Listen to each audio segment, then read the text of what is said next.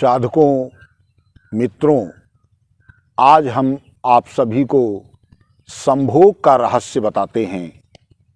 संभोग के पीछे सभी दीवाने हैं, परंतु क्या जानते हैं वो कि संभोग एक्चुअल में है क्या? संभोग का शाब्दिक अर्थ और सीधा सरल अर्थ है सम माने बराबर, भोग माने भोगा जाए। दो प्राणियों द्वारा बराबर रूप से भोगे गए भोग को संभोग कहते हैं।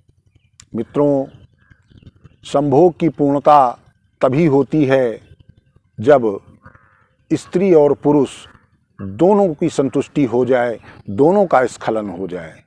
होता क्या है कि पुरुष अति उत्तेजना एवं अनकंट्रोल्ड होने के कारण अपने आप को रोक नहीं पाता है और स्खलित हो जाता है, परंतु स्त्री पूर्ण संतुष्ट नहीं होती है, वो द्रवित नहीं होती है, तो यह अपूर्ण संभोग रोग और बीमारियों का कारण बन जाता है, मानसिक कुंठा और कलह का कारण बन जाता है। ये आप लोग नहीं जानते कि आज जिन घरों में स्त्रियों द्वारा कलह उत्पन्न हो जाती है, वहाँ की स्त्रियों में ये खास दुर्गुण पाया जाता है कि पुरुष स्वयं स्खलित हो जाता है, परंतु स्त्री का स्खलन नहीं होता। यदि स्त्री लगातार कई बार तक द्रवित नहीं होती है तो वह मानसिक रूप से अस्वस्थ और चिड़चिड़ी हो जाती है। वह भले अपने दुखों का वर्णन न कर सके, अपने मन की बात को व्यक्त न कर सके, परंतु कहीं न कहीं मानसिक रूप से उसके अंदर कुछ डिस्टरबेंस पैदा हो जाता है, जिसके वजह से उसके स्वभाव में चिड़चिड़ापन आ जाता है। काम की उत्पत्ति तो हो, परंतु पूर्ति न होने से शरीर में पित्त की मात्रा बढ़ जाती है, जिससे शरीर अतिरिक्त ऊष्मा से प्रभावित होता है और वह ऊष्मा भी शरीर में क्रोध और चिड़चिड़ेपन की उत्पत्ति करती है।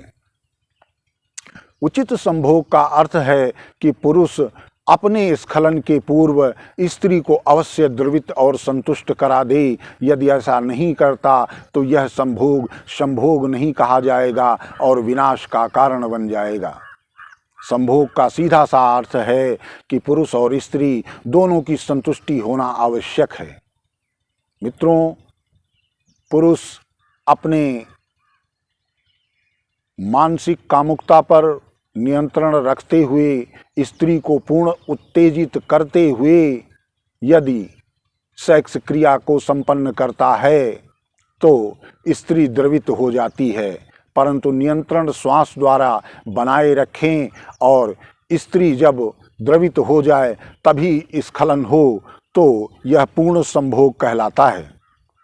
मित्रों, पूर्ण संभोग हो जाने पर स्त्री और पुरुष को एक शारीरिक और मानसिक संतुष्टि का एहसास होता है, परंतु अपूर्ण संभोग में यही कुंठा और द्वेष का कारण भी बन जाता है।